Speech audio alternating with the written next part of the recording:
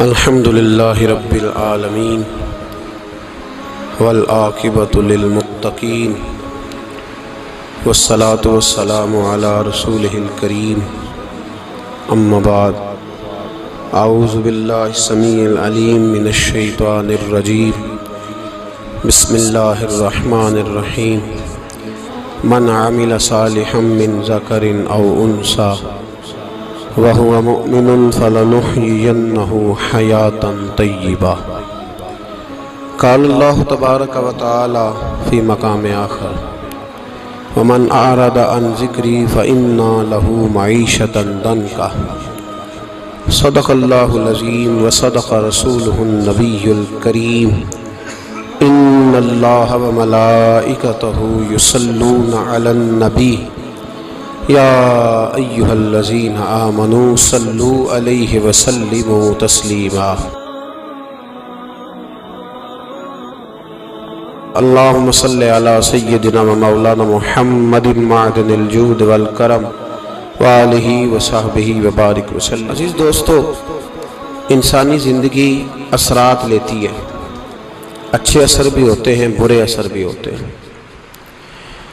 انسان کو موسم کا اثر بھی ہوتا ہے، انسان پر اس کے خاندان کا اثر بھی ہوتا ہے، انسان پر صحبت کا اثر بھی ہوتا ہے۔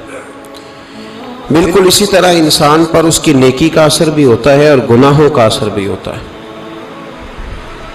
نیکی دل کو سکون دیتی ہے، گناہ نیکی اللہ کی رحمت کو متوجہ کرتی ہے۔ پھر حالت یہ ہوتی ہے کہ انسان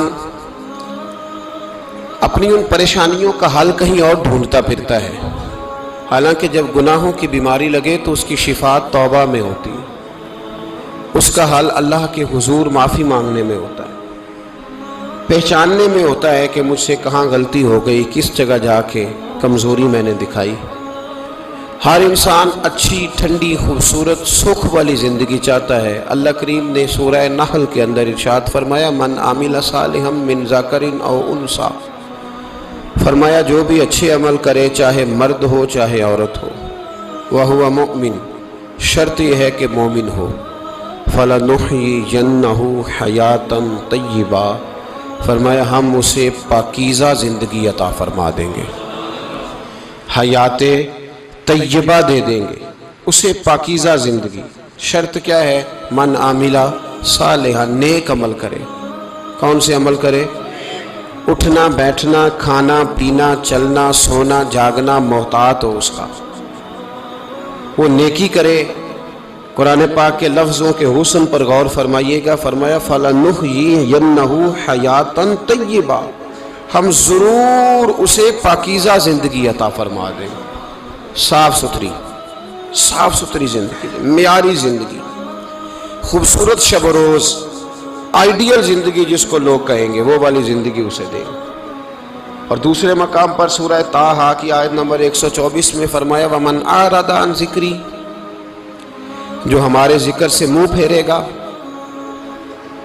جو ہمارا کھا کے چہرہ کسی اور طرف کرے گا، جو چلے گا ہماری زمین پر لیکن توجہ کسی اور طرف ہوگی، آسمان کی چھت ہماری بنائی ہوئی لیکن اس کے خیالات کہیں اور ہوں گے، فَإِنَّ لَهُ مَعِيشَةً ضَنْكًا، فرمایا ہم اسے تنگ زندگانی عطا کر دیں گے، اس کی زندگی تنگ ہو جائے گی، اس کی معیشت تنگ ہو جائے گی۔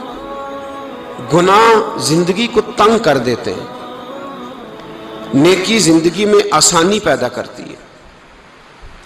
آپ کو اگر زندگی میں سکون چاہیے ہو تو آپ کسی غریب کی خدمت کر کے دیکھیں، اللہ کتنا سکون عطا کرتا ہے۔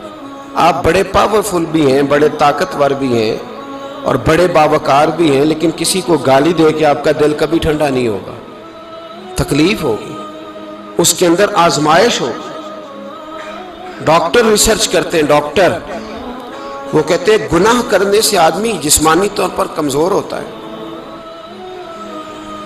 لیکن وہی عمل اگر وہ بطور نیکی کرتا ہے تو اللہ اس میں اسے قوت عطا فرماتا ہے، اسی عمل میں اللہ اسے قوت عطا کر دیتا ہے۔ میں صرف اشارہ دے رہا ہوں، اس بات کی تفصیل میں نہیں جانا چاہتا۔ میرے عزیز یہ یاد رکھیں کہ نیکی آپ کو سکون دے گی، نیکی آپ کو ٹھنڈا کرے گی۔ اللہ تبارک و تعالیٰ نے قوموں پہ عذاب نازل کیا،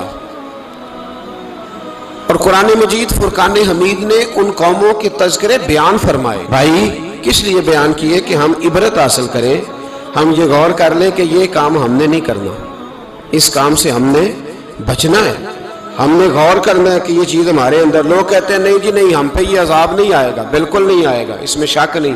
پر اللہ نے بیان کس لیے کیا تھا؟ بیان کیا قرآن مجید معاذ اللہ کسی ایسی چیز کا بیان کرتا ہے جس کی ضرورت نہ ہو؟ قرآن پاک نے ایک ایک حرف ایسا بیان کیا جس کی مسلمان کو ضرورت تھی۔ قوم نوح کا ذکر فرمایا قرآن پاک نے۔ حضرت نوح علیہ السلام کی قوم کو حضرت نوح علیہ السلام نے 1500 سال سمجھایا ہے۔ 15، کچھ لوگوں نے 950 سال لکھا ہے نا، اعلیٰ حضرت نے لکھا ہے 1500 سال عمر ہوئی حضرت نوح علیہ السلام۔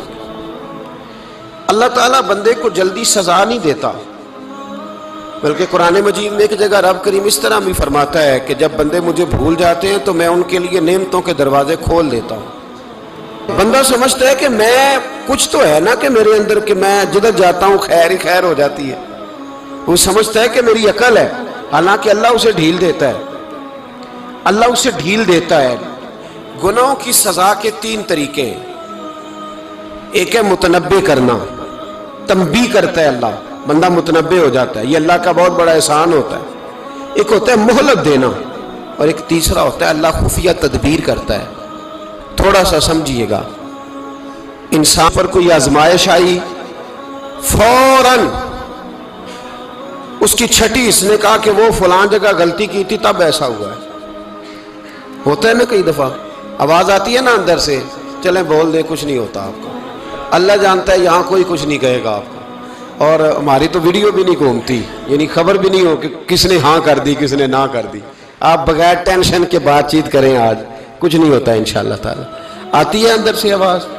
میں آپ سے اس لیے ان چیزوں کی تصدیق کراتا ہوں کہ باقیوں کو بھی آتی ہے کہ نہیں، اس لیے تصدیق۔ کبھی کوئی کسی جگہ انسان پریشان ہوتا ہے تو محسوس کرتا ہے کہ وہاں مجھ سے ہوتا ہے نا جی، جس کو یہ نصیب ہو جائے بڑا خوش نصیب آدمی ہے۔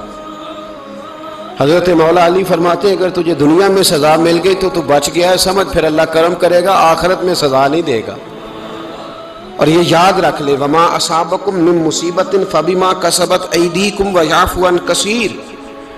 اللہ فرماتا ہے دنیا میں تجھے جو بھی تکلیف پہنچتی ہے وہ تیرے ہاتھوں کے کرتوتوں کی وجہ سے پہنچتی، ویعفو عن کثیر، فرمایا کثیر گناہ تو میں ویسے ہی معاف کر دیتا ہوں۔ یہ جو تیری زندگی میں دکھ ہے نا، یہ بھی میری قلیل سزائیں ہیں۔ یہ کثیر پر سزا، یہ قلیل ہے، قلیل یہ جو تمہاری زندگی میں تکلیفیں۔ انسان کو سزا ملتی۔ حضرت فضیل بن عیاض رحمۃ اللہ تعالی علیہ گھوڑے پہ بیٹھے تھے، گھوڑا شرارت کرنے لگ گیا، اچھلنے لگ گیا، کودنے لگ گیا، تو حضرت فضیل بن عیاض نیچے اترے، ایک کونے میں جا کے نماز کی نیت باندھ لی، 2 رکعت نماز پڑھی، پھر دیر تک استغفار پڑھتے رہے، روتے رہے، دعا کرتے رہے، واپس آئے۔ خادم عرض کرنے لگے حضور سمجھ نہیں آئی، گھوڑے نے تھوڑی سی شرارت کی، وہ بدکا ہے، آپ نے اس کو چھوڑا ہے اور چھوڑ کر کے آپ نماز میں لگ گئے۔ تو حضرت فضیل بن عیاض فرمانے لگے جب بندہ اللہ کی نافرمانی کرتا ہے نا تو جو چیزیں اس کی فرما بردار ہوتی ہیں وہ اس کی نافرمانی کرنے لگ جاتی۔ تو مجھے محسوس ہوا تھا کہ میں نے کہیں اللہ کی نافرمانی کی ہے، اس لیے ایسا ہوا ہے کہ میرے گھوڑے نے میری، تو میں توبہ کرنے لگا ہوں، اور اب دیکھتا ہوں بیٹھ کے بھلا کیا ہوتا ہے۔ میں نے سچی توبہ، حالانکہ مجھے یاد نہیں کہ میں کہاں بولا، پر کھری اور سچی توبہ کی۔ دوبارہ گھوڑے پہ بیٹھے تو گھوڑا بالکل صحیح ہو کے ساتھ چلنے لگ گیا۔ میرے بھائی جب یہ تنبیہ ہے اللہ کی طرف سے، یہ متنبہ کیا جاتا ہے کہ تو بعد آ جا۔ بہت ساری جگہوں پہ انسان کو وقتی طور پر اگر سزا مل جائے، نبی پاک علیہ السلام کی خدمت میں ایک صحابی آئے، بات مضبوط کر دوں، واقعہ سنایا ہے نا تو کچھ لوگ سمجھتے ہیں کہ یہ واقعہ ہے، تو میں ایک حدیث پاک امام بہقی کی لکھی ہوئی عرض کرتا ہوں۔ نبی پاک علیہ السلام کے ایک صحابی آئے اور ان کا سر پھٹا ہوا تھا، خون بہ رہا تھا۔ سرکار نے فرمایا کیا ہوا؟ عرض کی حضور ایک عورت جا رہی تھی، میری نظر پڑی، ابھی نظر پڑی ہے کہ میرے آگے ستون آ گیا تو میرے سر پہ لگ گیا۔ نبی پاک صلی اللہ علیہ وسلم نے فرمایا تیرے لیے خوشخبری ہے،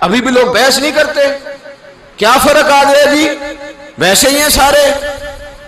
اللہ تعالیٰ سے ڈرنا چاہیے، ہمیں سامنے والے کی طرف دیکھ کر صحیح ہونے کا حکم نہیں ہے، ہمیں اپنی اصلاح کا حکم ہے، اپنی طرف دیکھ کے اپنے آپ کو ٹھیک کرنے کا۔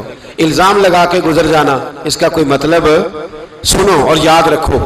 حضرت صالح علیہ السلام سے کہنے لگے پہلے معجزہ دکھائیں، تو حضرت صالح علیہ السلام نے فرمایا اونٹ کہاں سے پیدا ہوتے ہیں؟ کہا اونٹنی کے بطن سے۔ فرمایا آؤ میں تمہیں پہاڑ کے اندر سے اونٹنی پیدا کر کے دکھاتا ہوں۔ کہاں سے؟ پہاڑ کے اندر سے۔ حضرت نوح ساتھ لے کے گئے تو پہاڑ کے اندر سے اونٹنی نکلی، اور اونٹنی بھی گابن تھی، اس کے پیٹ میں بچہ، اور اونٹنی اتنا دودھ دیتی تھی کہ ساری بستی دودھ پی جاتی تھی، پھر بھی دودھ بچ جایا کرتا تھا۔ لیکن حضرت نوح علیہ السلام نے فرمایا اب تم نے دیکھ تو لیا یہ اسے، یہ جتنا دودھ دے گی روٹی بھی اتنی کھائے گی، ایک دن تم سارے پانی پیو گے، ایک دن یہ سارا پانی پیا کرے گی، ایک دن تم سارے باقی جانوروں کو گھاس کھلاؤ گے، ایک دن یہ اونٹنی، اور اونٹنی کا نام کیا؟ ناقۃ اللہ، اللہ کی اونٹنی۔ کس کی اونٹنی؟ نام کیا ہے؟ اللہ کی، یہ اللہ کی اونٹنی ہے۔ تو حضرت نوح علیہ السلام کی اونٹنی، فرمایا اس کی بے ادبی نہ کرنا۔ باز نہیں آئے لوگ، باز نہیں آئے، کہنے لگا جی دودھ دینا تو ٹھیک ہے، پر یہ جو سارا پانی پی جاتی ہے نا یہ صحیح نہیں، یہ جو ساری گھاس کھا جاتی ہے یہ نہیں ٹھیک، دودھ دینا تو ٹھیک ہے پر یہ نہیں صحیح۔ آپ نے فرمایا اسے کچھ نہ کہنا، اللہ کی اونٹنی ہے۔ میں کہا کرتا ہوں ان لوگوں نے ناقۃ اللہ کی بے ادبی کی، حضرت نوح علیہ السلام کی اونٹنی کی ٹانگیں کاٹ دی، صالح علیہ السلام کی۔ اور دیکھو اللہ بڑا بے نیاز ہے، اگر پیدا کرنا جانتا ہے تو حفاظت کرنی نہیں جانتا، لیکن رب کریم نے فرمایا نہ کرنا۔ انہوں نے ان کے پیر کاٹ دیے، کانوں پہ چھریاں لگائیں۔ اونٹنی جب مر گئی، اونٹنی اللہ تبارک و تعالیٰ کی وہ اونٹنی جب مر گئی تو حضرت صالح علیہ السلام کی قوم پر رب کریم نے زلزلہ بھیجا۔ اذا زلزلت الارض زلزالہا، جب زلزلے آئیں گے اور جب ان کا زلزلہ آنا زلزلہ آتا ہے نا، کیا کرتی ہے قوم؟ لا الہ الا اللہ، لا الہ الا اللہ، کلمے جاری ہو جاتے۔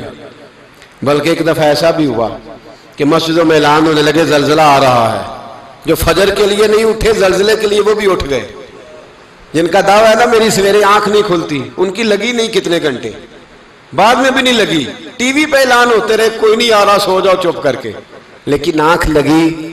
موت سے تو ڈرتا ہے، اللہ سے ڈرتا ہی نہیں، موت کا خوف ہے رب کا نہیں۔ زلزلہ آیا، ساری قوم تباہ ہو گئی۔ بتاؤ اگر ناقۃ اللہ کی گستاخی ہو تو اللہ ناراض ہو جاتا ہے، اور اگر اولیاء اللہ کی ہو، اگر اولیاء اللہ کی ہو تو رب ناراض نہیں ہوتا؟ شرم نہیں آتی لوگوں کو داتا صاحب کی بے ادبی کرتے؟ شرم نہیں آتی لوگوں کو غوث اعظم کی گستاخی کرتے؟ حیا نہیں آتی جنہوں نے دین پھیلایا ان کی بے ادبی؟ میں درد سے کہتا ہوں، رو کے کہتا ہوں، اور اگر کلیجہ پھٹ سکے تو میں دکھاؤں زخم کتنے۔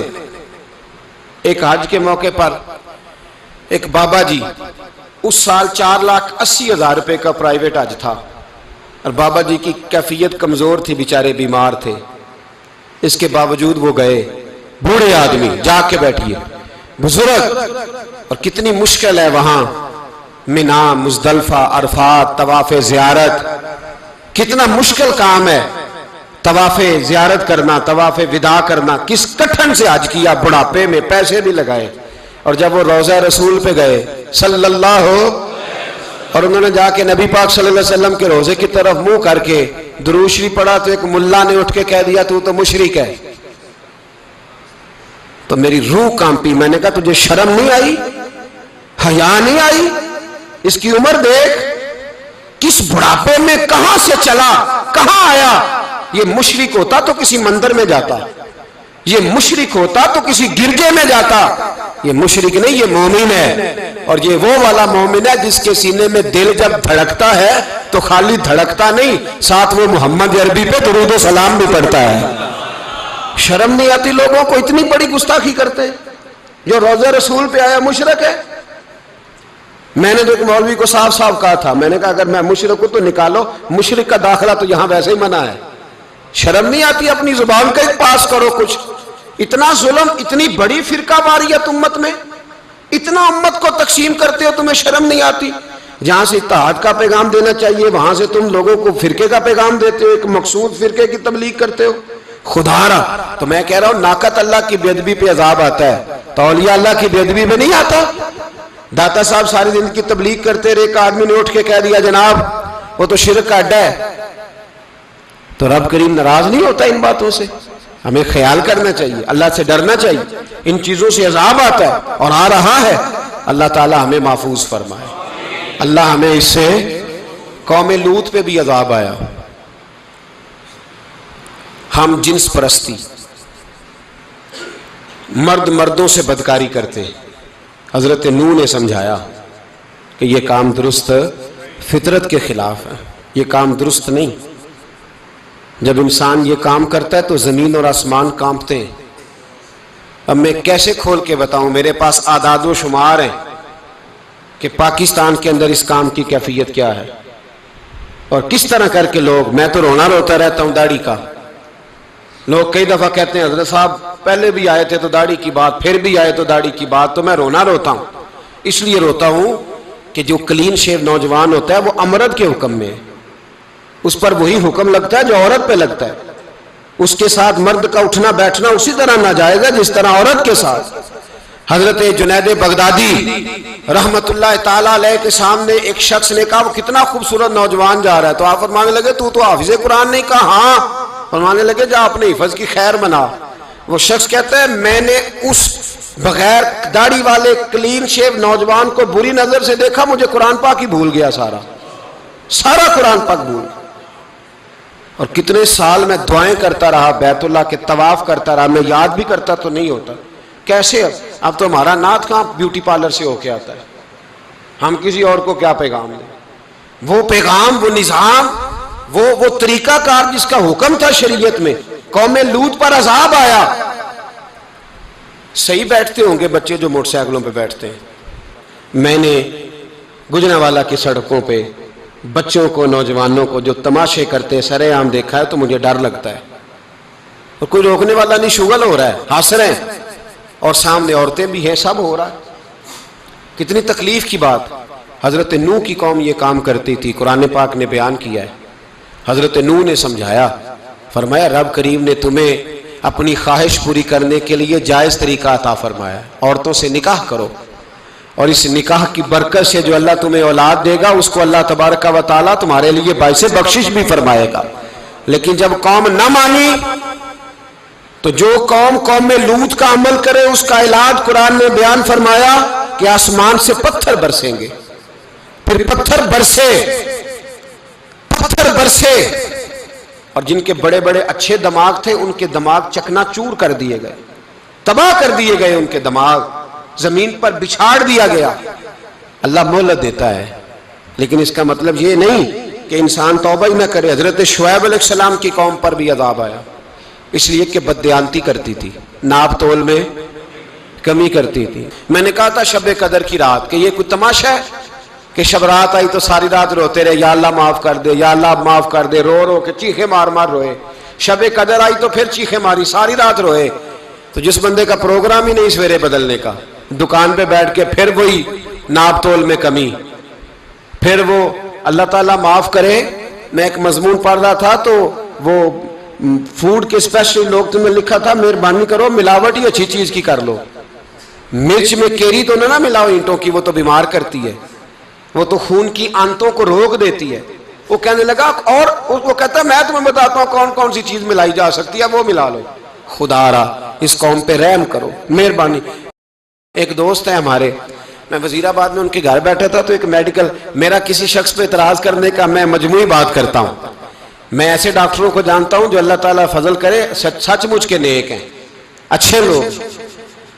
تو بچے کا میڈیکل سٹور ہے تو والد بیمار ہو گیا تو کہتا ہے ابا جی ڈاکٹر صاحب نے کہا آپ کو ڈرپ لگنی ہے. تو سگے باپ کو ڈرپ لگانے لگا تو باپ کیا کہتا ہے پتر تیری مہربانی مینوں کوئی اصلی لائی، وہ نہ لائی جیڑی لوکاں نوں لانا ہے. اب وہ پیار سے سنا رہا ہے بات. میں نے اسے کہا کہ یہ تو ڈوب مرنے کا مقام ہے نا، ڈوب مرنے کا مقام، کہ جس ملک کے اندر دوائی بھی صحیح نہ بکے، اصلی نہ ملے دوائی بھی، اور پھر وہ قوم کہے کہ ہم نے تو پورے روزے رکھے. ہم نے تو بڑا صدقہ اور خیرات کیا، دوائی بھی اصل نہ ملے۔ جناب شعیب علیہ السلام کی قوم ناپ تول میں کمی کرتی تھی، تو اللہ تبارک و تعالیٰ نے ان پر بتا عذاب کس طرح کا بھیجا، شدید گرمی ہوئی۔ اللہ ہمیں محفوظ فرمائے، سارے آمین کہہ دیا۔ دیکھیں کتنا اچھا موسم کر دیا رب کریم، اللہ ہمیں محفوظ فرمائے، اللہ رحمت فرمائے۔ شدید گرمی کی لہر آئی، باہر اتنی گرمی ہوئی کہ لوگ اپنے گھروں میں گھس گئے۔ جس طرح سورج کی شعاعیں گھروں کے اندر داخل ہو جاتی ہے، اس طرح گرمی کی لہر اندر داخل ہوئی۔ اور جس طرح کسی کو آگ لگ جائے تو وہ آدمی اچھلتا کودتا ہے نا، اس طرح یہ لوگ اچھلنے لگے اور اچھل کود کے مر گئے۔ جرم کیا تھا؟ ناپ تول میں کمی کرتے۔ حضرت داؤد کی قوم بھی تباہ ہوئی، جرم کیا تھا؟ ہفتے والے دن مچھلیاں نہیں پکڑنی تو یہ پکڑتے تھے۔ حکم ہے نا مسلمان کو نماز کے ٹائم کوئی اور کام نہیں کرنا، نماز پڑھنی ہے۔ میرا خیال ہے مسلمان تو فٹافٹ آ جاتے ہیں، سارے ہی پہنچ جاتے ہیں نا مسجدوں میں۔ ہلکا ہلکا بول رہے ہیں آپ، کیوں نہیں پہنچتے؟ اگر حضرت سیدنا، اور پتہ ہے انہیں سزا کیا ملی؟ اللہ نے فرمایا اس ٹائم عبادت کرنی ہے، کام نہیں کرنا، وقت نہیں ہے کام کا۔ انہوں نے مچھلیاں پکڑی، 12,000 لوگ تھے۔ پتہ ہے مالک نے سزا کیا دی؟ بندر بنا دیا اللہ کریم۔ قرآن مجید کا پہلا سپارہ پڑھے، فَجَعَلْنَاهَا نَكَالًا لِمَا بَيْنَ يَدَيْهَا وَمَا خَلْفَهَا۔ اللہ فرماتے ہیں پچھلوں کے لیے بھی عبرت بنا دیا، بعد والوں کے لیے بھی عبرت، نشان عبرت بنا دیا۔ بندر بن گئے، اور جو ان کے دوست جو بچ گئے تھے ان کے پیر چومتے تھے، روتے تھے۔ 3 دن بندر بن کے زندہ رہے، پھر اللہ نے سب کو اجتماعی موت دے دی۔ اگر مسلمان سے اللہ کہے کہ نماز کے ٹائم کاروبار نہیں، جمعے کے ٹائم کاروبار، تو مسلمان کہتا ہے نہیں مجھے مہلت ملی ہوئی ہے۔ یہ تو اس وقت پتہ چلتا ہے نا جب بچے ڈیوٹی لگاتے، ہاں عذاب آتا ہے، اس وقت پتہ چلتا ہے۔ میں نے دیکھا یہ منظر، اس وقت پتہ چلتا ہے جب بچے کسی ملازم 6,000 کی ڈیوٹی لگاتے، کہتے ہیں ابے کا دھیان رکھنا، ہم دکان پہ بیٹھنے لگے۔ پھر اسے سمجھ آتی ہے اگر میں نماز کے ٹائم مسجد میں ہوتا تو آج میری اولاد میری خدمت پہ ہوتی۔ میں نماز کے ٹائم مسجد نہیں گیا تو بچوں نے 6,000 کا ملازم بٹھایا ہے، ابا جی کا خیال رکھ، ایک نرس بلائی ہے، تو خیال رکھ۔ کدھر ہوتے ہیں مسلمان نماز کے ٹائم؟ ایک عیسائی نے اعتراض کیا ہے، سنیں، وہ کہتا ہے مجھے لگتا ہے مسلمانوں کے 3 خدا ہیں۔ مسلمان اڑ گیا، کہنے لگا نہیں ہمارا تو ایک ہے، کہا نہیں 3 ہے، معاذ اللہ استغفر اللہ، ہمارا ایک ہے۔ کہنے لگا نہیں میں ثابت کرتا ہوں، ایک تمہارا خدا 5 نمازوں کا ہے، ایک رمضان کا ہے، ایک عید کا ہے۔ لگتا ہے معاذ اللہ عید والا زیادہ تگڑا ہے، تم زیادہ آتے ہو۔ رمضان والا لگتا ہے اس سے کچھ کمزور ہے، تم تھوڑے آتے ہو۔ اور 5 نمازوں والا شاید سب سے کمزور ہے۔ بات عقل کی ہے کہ نہیں؟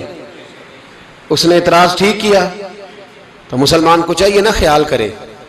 ایک یہودی نے لکھا تھا، اس نے کہا تھا جس دن مسلمانوں کی تعداد فجر کی نماز میں اتنی ہو گئی جس دن جتنی جمعے میں ہوتی ہے، اس دن نہ کوئی یہودی سازش کرے گا نہ کوئی عیسائی تلوار نکالے گا۔ شرط یہ ہے کہ یہ اسی طرح فجر پڑھنے آئیں جس طرح جمعہ پڑھنے آتے ہیں، تو پھر کوئی شخص بھی ان کو کسی جگہ شکست دے سکتا تو اپنے ہمارے گناہ ہمیں پریشان کرتے ہیں۔ یہ جتنی آزمائشیں ہیں ان کے پس منظر میں گناہ ہیں۔ ہماری زندگی کے اندر جتنی تکلیفیں، ہماری پریشانیوں کا سبب ہم خود ہیں۔ بہت ساری جگہوں پہ ہم غلطی کرتے ہیں، اس کی ہمیں سزا ملتی، غلطی کی سزا۔ ایک نوجوان نے مجھے بڑی گہری بات سنائی، میرا قریبی تعلق تھا، کہنے لگا گھر میں بڑا مسئلہ ہے، بڑی پریشانی ہے، ماں اور بیوی کا ماحول اتنا سخت ہو گیا ہے کہ نمٹ نہیں سکتا۔ آپ یقین کریں میں نے ڈیٹیل سے ساری چیز کو سٹڈی کیا، میرے پاس اتنا وقت نہیں ہوتا، پھر بھی میں نے اس فیملی کو پورا پڑھا تو غلطی نوجوان کی نکلی۔ نہ اس پہ اماں اعتبار کرتی ہے نہ بیوی اعتبار کرتی ہے۔ اس نے جھوٹ بول بول کے اس طرح کی ماحول پیدا کر دیا ہے کہ کوئی اس پر اعتماد کرنے کو تیار ہے۔ اگر آپ ناراض نہ ہو تو ایک بات کروں، پتہ ہے گھر میں ماحول کب خراب ہوتا ہے؟ باہر والے ہماری تقریر سنتے ہیں، گھر والے ہمارا عمل دیکھتے ہیں۔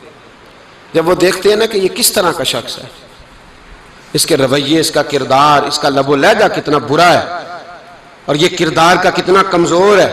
اعلیٰ حضرت فرمایا کرتے تھے نیک وہ ہوتا ہے جس کی تنہائی صاف ستھری ہوتی ہے، اس لیے ماحول بگڑ جاتا ہے۔ یہ جو ہم کہتے ہیں نا میرے سجن بڑے بنتے ہیں پھر ٹوٹ جاتے ہیں، کچھ لوگ ایسے ہوتے ہیں جو ان کے پاس جاتا ہے انہی کا ہو جاتا ہے، وہ کہیں اور کے قابل کیوں بھلا؟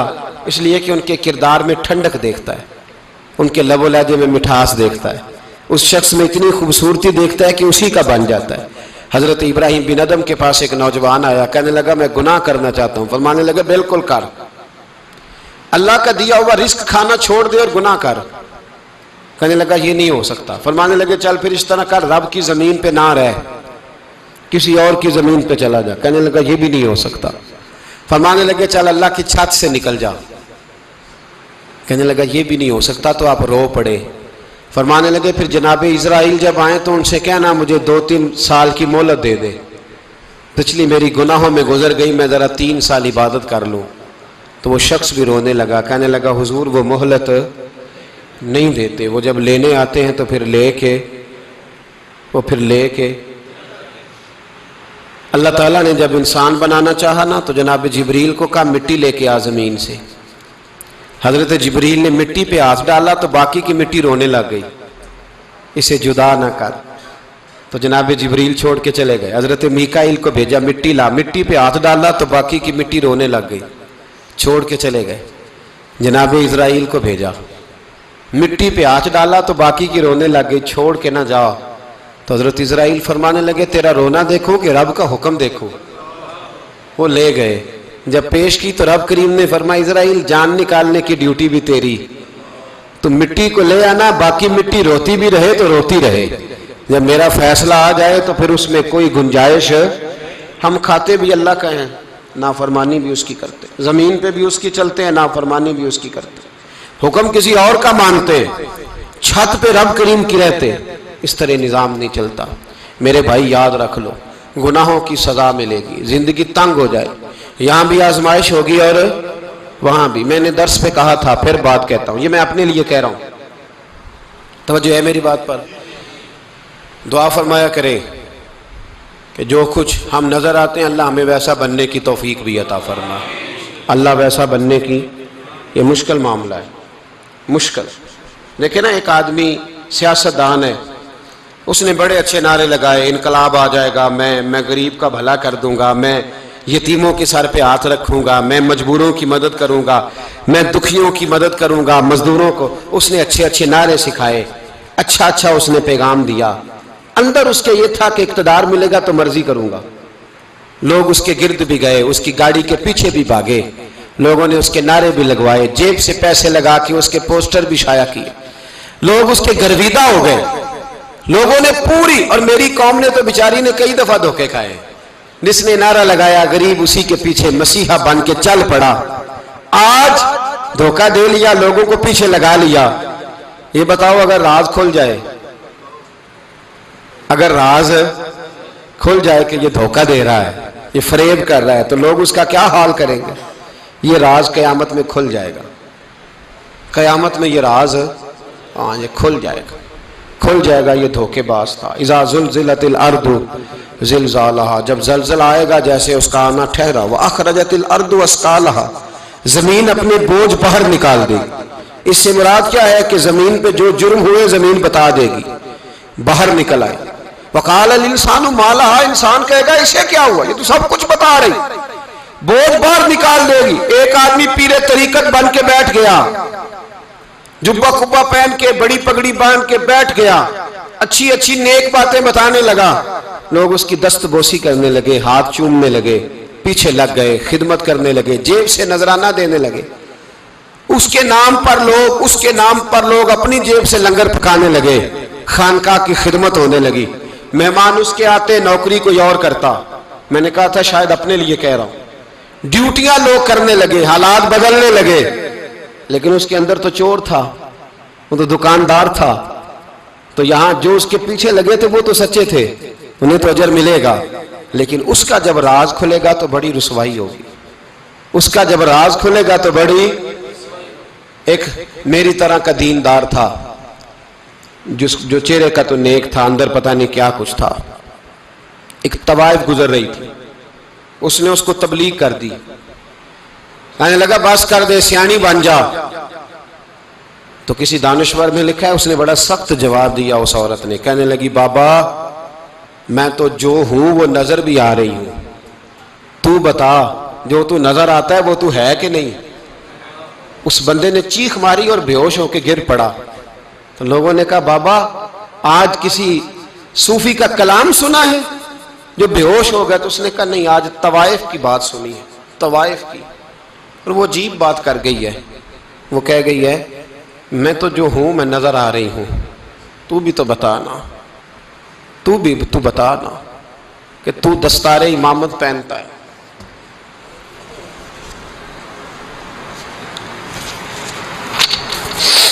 تو بتا تو جو کہلاتا ہے تو وہ ہے کہ نہیں؟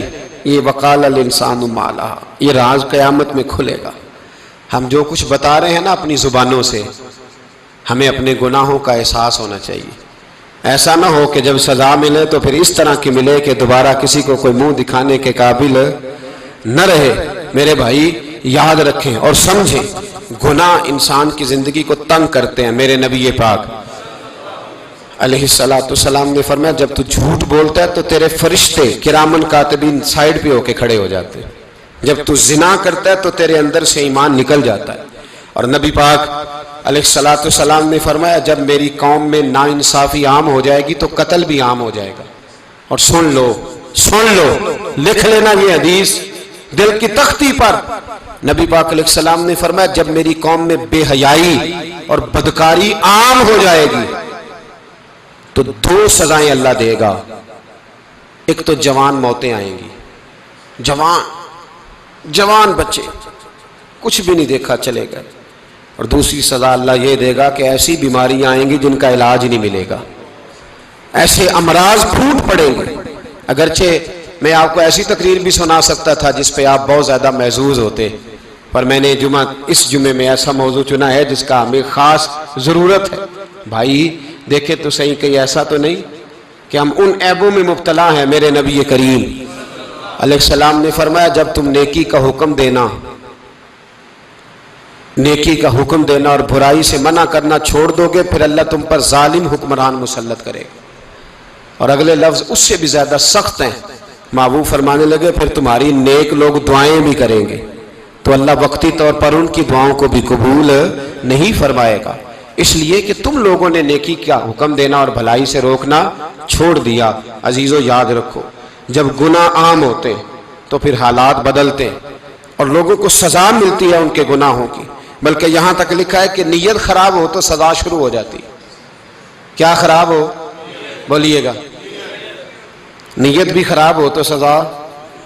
حضرت رومی کہتے ہیں کہ ایک بادشاہ کو پتہ چل گیا کہ ایک آدمی نے بڑا اچھا باغ لگایا ہے، خوبصورت باغ ہے، مالٹے کا کنوں کا باغ، بڑا پیارا۔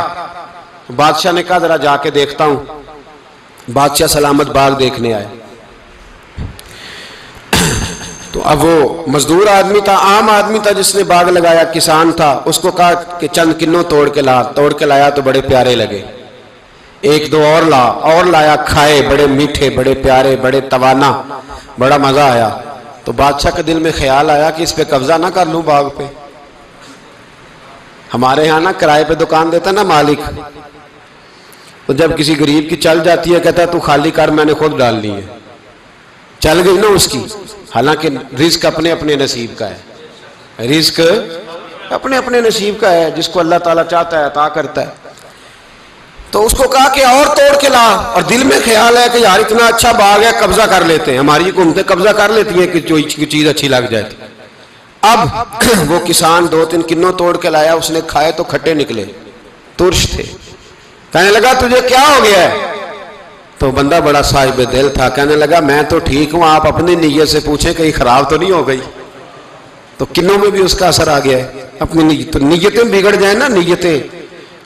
اب ایک بات کہنے لگا ہوں، غور سے سننا، جب تک دو بھائی اکٹھے کاروبار کرتے ہیں نیت ہوتی ہے کہ ہمارا گھر چلے گا، تب تک اللہ برکت دیتا ہے۔ اور جب اپنی اپنی جیبیں سمیٹنے لگ جاتے ہیں نا کہ یہ میرا 5,000 ہے، آج میں گیا تھا اگرائی کرنے، یہ میرا 10,000 ہے، آج میں نے محنت زیادہ کی، جب وہ ٹٹولنے لگتے ہیں پھر اس دکان سے بھی برکت اٹھ جاتی ہے، پھر وہاں سے بھی برکت چلی جاتی ہے۔ فَإِنَّ لَهُ مَعِيشَةً ضَنْكَ فرمایا جب تو میں منہ پھیر لیتا ہے پھر تیری زندگی اللہ تنگ کر دیتا، پھر وہاں سے بھی برکت، خوبصورتی، اثر اٹھ جاتا ہے۔ ایک سنار نے گلی میں ایک یتیم چھوٹے سے بچے کو گھومتے دیکھا تو سنار بے اولاد تھا، بچے کو اٹھا کے گھر لے آیا، 18 سال اس بچے کی پرورش کی، اس کو پالا پوسا، جوان کیا۔ سنار کے پاس وہ دکان پہ چلا جاتا، وہ کئی دفعہ دکان پہ رہتا، کئی دفعہ گھر میں رہتا۔ ایک دفعہ وہ دکان پہ تھا، بچہ گھر تھا، 18 سال کا جوان، اس کی بیوی اکیلی تھی۔ وہ جس نے ماں بن کے پالا تھا اس نے اسی پہ حملہ کر دیا، اس کا بازو بری نیت سے تھاما، بیوی چیخی۔ تھوڑی دیر گزری تو وہ نوجوان پیروں میں بیٹھ گیا، کہنے لگا اماں پتہ نہیں مجھے کیا ہوا۔ شام کو سنار آیا، بیوی چیخنے لگی، چلانے لگی، کہنے لگی آج عجیب بات ہوئی، جس کو میں نے جگر کا خون دے دے کے پالا اسی نے گندی نظر ڈالی۔ سنار محو حیرت ہے، بیوی کا خیال تھا کہ لاٹھ اٹھائے گا، ڈنڈا اٹھائے گا، نوجوان کو مارے گا، لیکن وہ رونے لگ گیا۔ اس نے کہا آج اس نے میرا بازو تھاما ہے، جانے کیا کیا ہے، پریشان ہونے لگ گیا، سجدے میں گر گیا۔ کہا تو بتاتا کیوں نہیں؟ تو وہ سنار کہنے لگا اس کی غلطی نہیں، 18 سال کے بعد آج مجھ پر بھی شیطان سوار ہوا تھا۔ ایک عورت آئی تھی، وہ اپنے بازوؤں میں چوڑیاں پہننا چاہتی تھی تو میں نے بھی گندی نظر سے ہاتھ ڈالا تھا، رب کریم نے مجھے فوراً اس کی سزا دی۔ جن کے گھروں میں بیٹیاں ہوتی ہیں ان کی نظریں گندی نہیں ہوتی، جو بیٹیوں کے باپ ہوتے ہیں، جو بہنوں کے بھائی ہوتے ہیں، ان کی نظریں گندی۔ اور اگر تو ٹیلی فون کرتا ہے، تو کسی عورت کے ساتھ تعلق رکھتا ہے تو یہ بات لکھ لے، امام فخر الدین رازی 1، علامہ اسماعیل حقی 2، ملا جلال الدین رومی 3، امام خازن 4، امام جلال الدین سیوطی 5 حدیث کے استاد اور محدث لکھتے ہیں کہ اگر تو کسی پر گندی نظر ڈالے گا تو تیرا گھر بچ سکتا، یاد رکھ نہیں بچے گا، اس لیے کہ تیری نظر کسی کی بیٹی کو بیٹی سمجھ تاکہ تیری بچی کا پردہ قائم رہے، کسی کی بہن کو۔ یہ کیا بات ہوئی کہ تو جتنا مرضی گند معاشرے میں پھیلاتا رہے تیرا گھر بچا رہے، یہ کیسے ہو سکتا ہے؟ فَإِنَّ لَهُ مَعِيشَةً ضَنْكَ، اللہ فرماتے ہیں زندگی تنگ ہو جائے گی تیرے لیے مشکل، تو ڈھونڈتا پھرے گا کہ میں مرنے کو جگہ تلاش کروں۔ سچی توبہ کرے، کھری توبہ کرے، یہ گناہ انسان کو مجبور کر دیتے ہیں۔ حضرت عبداللہ بن مبارک رحمت اللہ تعالیٰ علیہ، ان کے سینکڑوں شاگرد تھے، ایک شاگرد کے انتقال کا وقت آیا تو گھر گئے ملنے۔ آپ کہتے ہیں میں نے زور لگا لیا پر اس کی زبان پر کلمہ جاری نہیں ہوا۔ میں اسے کہتا کلمہ پڑھ پر اس کی زبان پر جاری، اللہ اکبر، بہت بڑی نعمت ہے۔ دعا فرمائیں اللہ ایمان کی موت عطا فرمائے، ایمان کی موت دے اللہ کریم، ایمان کی موت دے۔ ایسے بھی لوگ دیکھے ہیں، مسجد نبوی ہے، رسول اللہ کا شہر ہے، سر سجدے میں ہے، روح پرواز کر گئی، روح پرواز، کتنا نصیبوں والا ہے، کتنا نصیبوں والا ہے کہ مسجد نبوی میں سر سجدے میں رکھا ہے، اور اللہ تبارک و تعالیٰ نے محبوب کے قدموں میں موت عطا فرمائی۔ تو حضرت عبداللہ بن مبارک کہتے ہیں میں نے اس کو کہا کلمہ پڑھ تو اس کی زبان پہ جاری نہیں ہوتا، میں بار بار کہتا تو وہ منت کرتا، کہتا حضور میں کوشش کرتا ہوں جاری نہیں ہوتا۔ فرماتے میں پریشان ہو کے اٹھا، ابھی میں دروازے پہ پہنچا تھا اس نے چیخ ماری اور روح پرواز کر گئی، بچے رونے لگے، بیوی رونے لگی۔ تو میں نے اس کی بیوی سے کہا کہ یہ جرم کیا کرتا تھا، اتنا بڑا پاپی پہ کلمہ جاری نہیں ہوا۔ اس کی زوجہ کہنے لگی حضرت جی 2 گناہ تھے اس کے، ایک تو یہ شراب کا عادی تھا، روکتی تھی باز نہیں آتا تھا، اور دوسری بات یہ کہ یہ اپنی اماں کا نافرمان تھا، وہ 2 گلیاں چھوڑ کے رہتی ہے، یہ کبھی ملنے نہیں گیا تھا، اس بوڑھی کا کلیجہ اس کی طرف سے بڑی تکلیف میں تھا۔ تو حضرت عبداللہ بن مبارک کہنے لگے جا تو بھی دعا کر، اور اس کی ماں کو بھی کہہ دعا کرے کہ یہاں تو یہ کلمہ نہیں اسے نصیب ہوا، اللہ کرے اللہ آخرت کی منزلیں اس کی بہتر فرما دے۔ میرے بھائی ایسے گناہ، حضرت مالک بن دینار نے توبہ کی انہوں نے، کس طرح؟ فرماتے میں نشے کا عادی تھا، کسی نے مجھے کہا کہ بطور دوائی شراب پی لو تو میں نے پی لی، نشے کا عادی تھا، شراب پیتا تھا۔ اللہ تعالیٰ نے بڑی منتوں اور کوششوں کے بعد، منتوں کے بعد ایک بیٹی عطا فرمائی، وہ بھی 2.5-3 سال کی ہوئی تو پردہ کر گئی۔ کہتے میں اس کی قبر پہ بیٹھ کے گھنٹوں روتا، شراب کا عادی تھا، ایک دن سویا تو خواب دیکھتا ہوں کہ میرے پیچھے ایک بڑا سانپ لگ گیا ہے، اور سانپ جب منہ کھولتا ہے تو انگارہ نکلتا ہے۔ میں پھر دعا کرتا ہوں اللہ ہمیں معاف فرمائے، اللہ ہم سے درگزر۔ میں کچھ قبرستانوں میں جاتا ہوں تو میں سانپ بچھو پھرتے ہوئے دیکھتا ہوں، اور ڈر آتا ہے کہ ہم یہاں آنے والے ہیں۔ یہ لوگ کہہ رہے ہیں کہ تمہاری تیاری ہے، کسی وقت بھی اعلان ہو جائے گا کہ چلو بھائی چلو، فلاں صاحب کا جنازہ ہے، اٹھو۔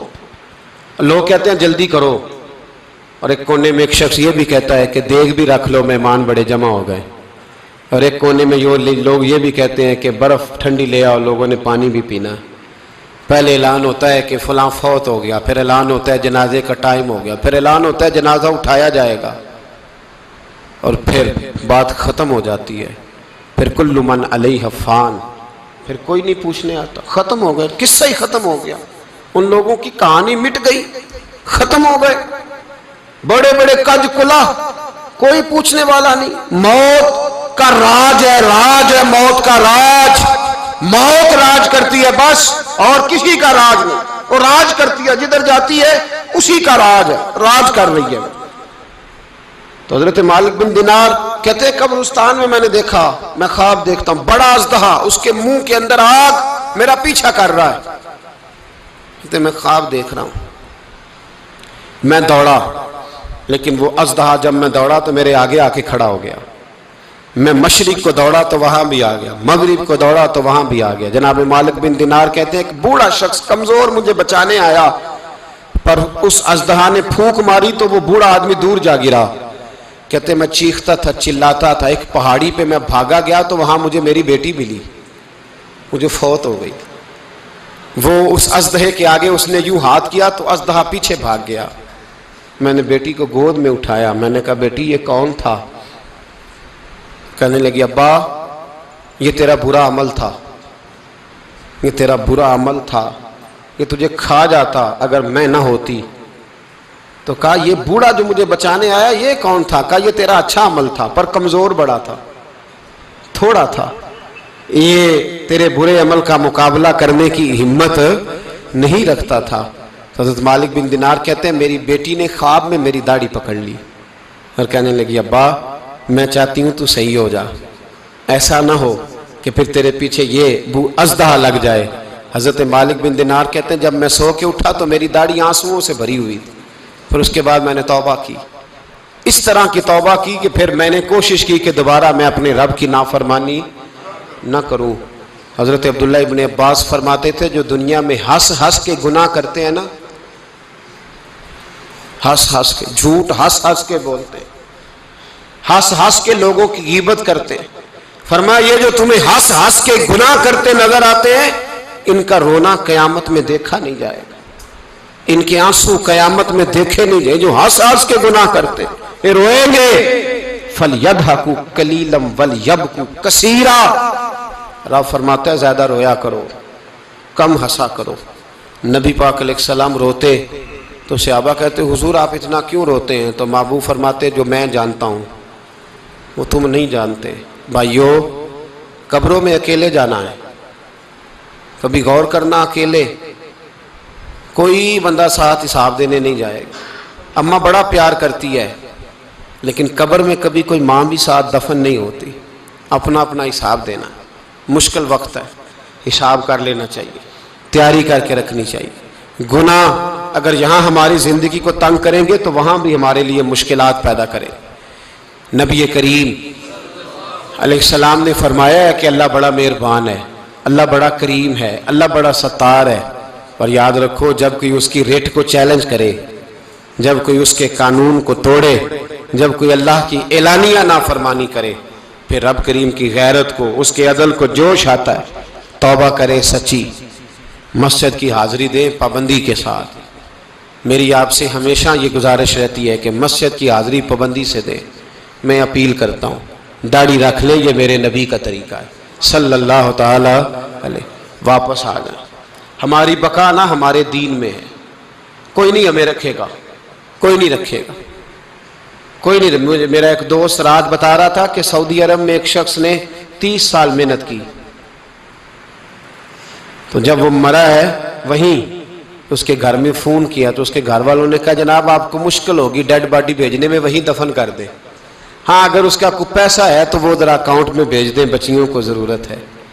او بھائی تو اکیلا جائے گا، تیرے لیے مشکل ہو جائے۔ اپنے بھی ساتھ یقین کریں، بچے دعائیں کرانے آتے ہیں، کہتے ہیں حضرت جی دعا کریں اللہ اماں کی سختی معاف کر دے۔ اس کا مطلب کیا ہے کہ اماں اب جائے، اب ہمارا نمبر آئے۔